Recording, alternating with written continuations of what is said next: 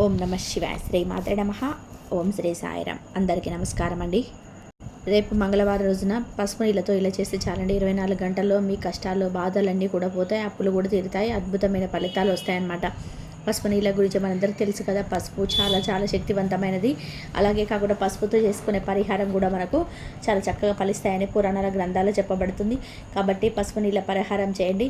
ఆర్థికంగా కూడా మీకు బాగా కలిసి వస్తుందండి. ఎలాంటి ఇబ్బందులు కూడా ఉండవు. లక్ష్మీదేవి అనుగ్రహం కలుగుతుంది, సకల సంపదలు చేకూరుతాయన్నమాట. పసుపు నీళ్ళతో పరిహారం చేయడం వల్ల 24 గంటల్లోనే ఫలితాన్ని మనం చూడగలుగుతాము. అసలు ఈ పరిహారాన్ని ఎలా చేయగలుగుతారో చూస్తే వీడియోకి ఒక లైక్ ఇచ్చి మన ఛానల్ని కొత్తగా చూసినట్లయితే సబ్స్క్రైబ్ చేసుకోండి. ఇంకా తర్వాత ఏంటంటే మన మంగళవారం పూట ఇలా పసుపు నీళ్ళ పరిహారం చేసుకుంటే చాలా మంచిదన్నమాట. ఎందుకంటే పసుపు నీళ్ళ పరిహారం అన్ని విధాలుగా కూడా బాగా ఉపయోగపడుతుందండి.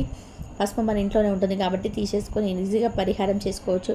నీళ్లు నారాయణగా చెప్పబడితే నీళ్లు పంచభూతాలు ఒకటిగా భావిస్తారు. నీళ్లతో చేసుకునే పరిహారాలన్నీ కూడా మనకు ఫలిస్తాయండి. తొందరగా ఏంటంటే ఫలితాలను తెచ్చిపెడతాయి. కాబట్టి మీరు ఏంటంటే పరిపూర్ణ నమ్మకంతో ఆచరించండి. ఇందులో మనం ఒక 2 పరిహారాలు చెప్పుకుందాము. 2 కూడా ఏంటంటే ఒకటి కష్టాన్ని తీసేస్తే, ఇంకొకటి ఏంటంటే మనం అప్పు తీర్చడానికి ఉపయోగపడుతుంది అనమాట. ఈ పరిహారం అత్యంత శక్తివంతమైనదని చెప్పొచ్చు. అలానే కాకుండా ఈ పరిహారం పసుపు నీళ్ళ పరిహారం మంగళవారం అలానే కాకుండా శనివారాలలో చేసుకుంటే అధికమైన ఫలితం రావడం మనం అధికంగా చూడగలుగుతాం అనమాట. పసుపు మంగళకరమైనది, శుభకరమైన శుభాలను సూచిస్తుంది, అశుభాలను దూరం చేస్తుంది, అద్భుతమైన ఫలితాలను తెచ్చిపెడుతుందన్నమాట. పసుపు వల్ల మనకు చాలా వరకు కూడా ప్రయోజనాలు కలుగుతాయి. పసుపు యాంటీబయాటిక్గా కూడా మనకు భావిస్తారు. పసుపు ఏంటంటే దేవతలకు ఇష్టము. అలాగే పసుపు ఏంటంటే మనము కాళ్ళకు రాసుకుంటాము. అలాగే కాకుండా శరీరానికి పట్టించి స్నానం చేస్తాము, గుమ్మలకు పసుపు రాస్తాము, ఇదంతా కూడా చేస్తాం కదా. పసుపు చాలా అంటే మంచి పదార్థంగా పరిగణించబడుతుంది. మన శుభకార్యాల్లో కూడా పసుపు లేనిది ఏ శుభకార్యం చేయం కదండి. కాబట్టి పసుపు చాలా ప్రాధాన్యత ఇవ్వబడుతుంది అంటే పసుపు నీళ్ళైతే ఇంకా 24 గంటల్లోనే కష్టాన్ని తీరుస్తాయండి. ఎలాంటి కష్టం ఉన్నా సరే 24 గంటల్లో ఆ కష్టం అనేది తొలగిపోతుంది అనమాట. అందుకే మంగళవారం కొన్ని నియమాలను ఖచ్చితంగా అనుసరించాలండి. ముఖ్యంగా ఏంటంటే పసుపు నీళ్ళ పరిహారం చేసే కంటే కూడా మంగళవారం ఎట్టి పరిస్థితుల్లో కూడా మనం అప్పు తీసుకోకూడదు. అప్పు తీసుకుంటే మన జీవితంలో అప్పు అనేది పెరుగుతుంది. మంగళవారం అంటే ఎర్రకంది పప్పు ఉంటుంది, దానికి టమాటాలకు కూడా తినొద్దు. మంగళవారం దూర ప్రయాణాలు చేయకూడదు. మంగళవారం ఏంటంటే అప్పును ఇవ్వాలి కానీ తీసుకోకూడదు అనమాట. మంగళవారం రోజు చేతుకుంటే ఎవరికైనా డబ్బు ఇస్తే మనకు లైఫ్లో ఇచ్చేంత స్టేజ్కి ఎదుగుతాం, కానీ తీసుకునేంతలోనే మనం పడిపోతాం అనమాట. అందుకే మంగళవారం రోజు ఇలా ఆచరించండి. ఇంకా చెప్పి పసుపు నీళ్ళ పరిహారం చేసుకుంటే మానవ జీవితం మన కష్టాలు సర్వసాధారణంగా ఉంటాయి కాబట్టి ప్రతి ఒక్కరికి వస్తూనే ఉంటాయి కాబట్టి ఇబ్బంది పెడుతూనే ఉంటాయి. కష్టాలు అధికంగా ఉన్నప్పుడు మనం చాలా బాధపడతామండి. ఏం చేయాలో అర్థం కాదు. కష్టాలు వస్తున్నాయి, ఎందుకు వస్తున్నాయో తెలియదు. ఈ కష్టాలు పోవాలంటే ఏం చేయాలన్నట్టుగా మనము ఇంకా ఆలోచించుకుంటూ పోతాం కదా.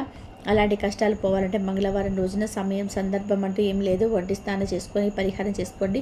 మీరు దీపం పెట్టినా పెట్టకపోయినా పర్వాలేదండి. ఈజీగా ఏంటంటే మంగళవారం అండి ఈజీగా చేసుకునే పరిహారం అనమాట. అందుకే గాజును మాత్రమే వాడలే. గాజు కూడా ఏంటంటే కొంచెం చెప్పాలంటే చెడు తీసేసుకునే శక్తి ఉంటుంది. గాజు కూడా ఏంటంటే మనకు అన్ని విధాలు కూడా బాగా ఉపయోగపడేలాగా చేస్తుంది అనమాట. అందుకే గాజు గ్లాస్ తప్పకుండా తీసుకోండి. మీ దగ్గర ఒకవేళ గాజు గ్లాస్ లేదనుకోండి, మీరు స్టీల్ గ్లాస్తో చేస్తే పరిహితం అయితే రాదు. కాబట్టి శాస్త్రాలు ఏంటంటే గాజు గ్లాస్ తీసేసుకొని పరిహారం చేసుకుంటే కష్టం ఎటువంటిదైనా సరే అదేంటంటే చేసే పరిహారం మన పడవసలపై మన కష్టానికి తగ్గట్టు ఫలితం అయితే లభిస్తుంది. ఫలితం అనేది ఏంటంటే భగవంతుడు చూపించాడు, దారి చూపిస్తాడు, కానీ నేర్చుకోవడం వల్ల కష్టం పోతుంది అనమాట. ఆ కష్టం నుంచి మనం బయటపడడానికి అవకాశాలు ఉంటాయి. కాబట్టి మీరు మీ కష్టాల నుంచి బయటపడాలన్నా అనేక కాకుండా విపరీతమైన కష్టాల నుంచి కావచ్చు, సమస్యలు కావచ్చు, వాటి నుంచి మీరు బయటకు రావాలంటే ఖచ్చితంగా మీకైతే పరిహారం చేసుకోండి. అలాగే మన ఇంట్లో ఉండే పసుపు వాడుకోవాలి. దీనికోసం మనం ప్రత్యేకించి ఏ పసుపు తెచ్చుకోకండి. ఇంకా తర్వాత ఏంటంటే ఇంకోటి గుర్తుపెట్టుకోండి, పరిహారం ఏంటంటే సమయం సందర్భం ఏం లేదు కాబట్టి ఎప్పుడైనా ఆచరించవచ్చు అనమాట. గాజు గ్లాస్ తీసుకొని మీరు ఏంటంటే ముందుగా అందులో నీళ్ళు పోయండి. నిండుగా నీళ్ళు పోయకూడదు. నిండుగా నీళ్ళు పోస్తే మనం పరిహారం చేసుకునేటప్పుడు అది కింద ఒరిగిపోతుంటాయి కాబట్టి చేసిందంతా వృధా అయిపోతుంది అనమాట. కాబట్టి నీళ్ళను నిండుగా తీసుకోకండి.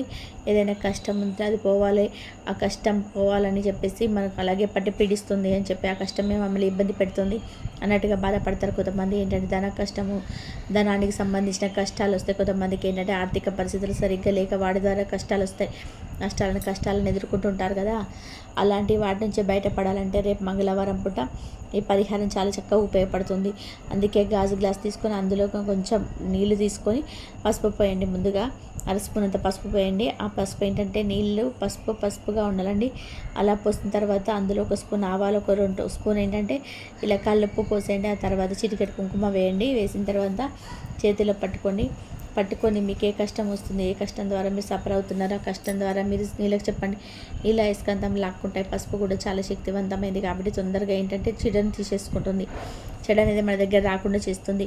అలానే కాకుండా మన కష్టం అనేది తీర్చేలాగా చేయడానికి ఈ నీళ్ళు, అలాగే రాళ్ళ ఉప్పు, ఆవాలు, కుంకుమ ఇదంతా కూడా మనకు ఉపయోగపడుతుంది అనమాట. చేతిలో పట్టుకొని మన సంకల్పం చెప్పుకుంటే ఏమవుతుందంటే కనుక వెంటనే కష్టానికి తగ్గట్టుగా ప్రతిఫలం అనేది లభిస్తుంది. ఆ కష్టం ఏంటంటే తొలగిపోయినట్టు అనిపిస్తుంది. ఆ కష్టం నుంచి మనకు వచ్చే కొంచెం బాధ ఉంటుంది కదా, అదంతా కూడా మన నుంచి దూరం అయిపోయినట్టుగా మనకు అనిపిస్తుంది అనమాట. అందుకే మంగళవారం పూట ఏంటంటే చేయండి. ఎవరైనా చేసుకోవచ్చండి, స్త్రీలు కావచ్చు, పురుషులు కావచ్చు, ఎవరైనా చేసినా కానీ ఫలితాలు వస్తాయి అన్నమాట. ఆ ఫలితాలను మన కళ్ళతో చూడాలని చెప్పుకోదగ్గ విషయం కాబట్టి మంగళవారం పూట చేయండి. ఎటువంటి కష్టం ఉన్నా సరే దాన్ని తొలగించుకోండి.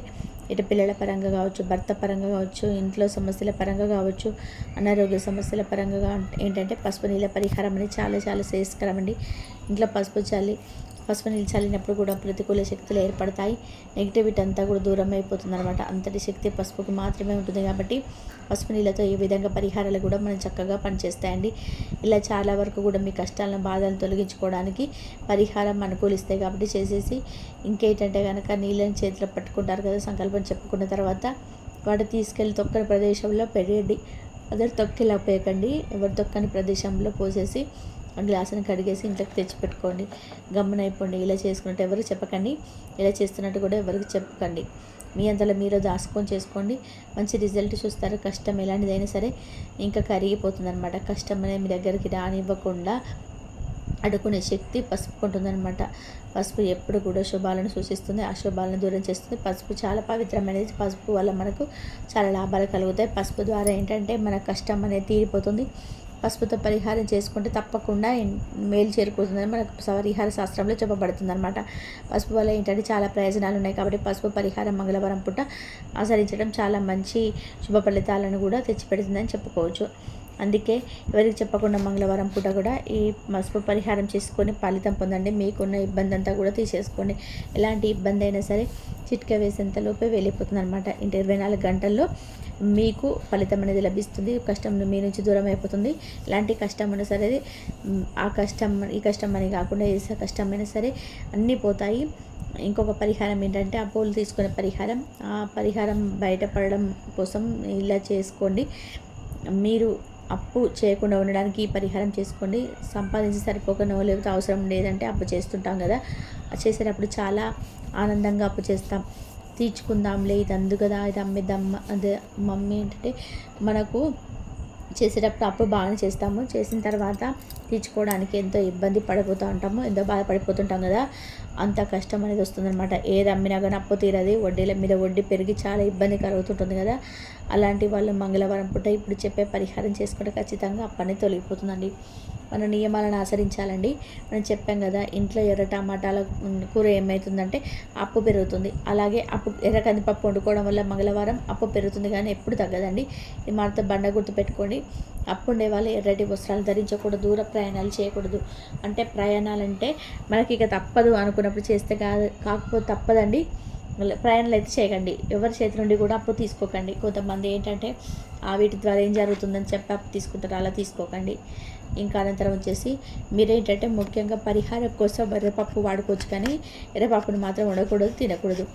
అనంతరం వచ్చేసి ఒక స్పూన్ అంత ఎర్రపప్పు తీసుకోండి, ఒక స్పూన్ అంత పసుపు తీసుకోండి. పసుపు, ఎర్రకప్పు రెండు మనం అప్పు తీసుకోవడం చక్కగా ఉపయోగపడే పరిహారం అండి. ఇది బెస్ట్ రిజల్ట్ తెచ్చిపెడుతుంది అనమాట.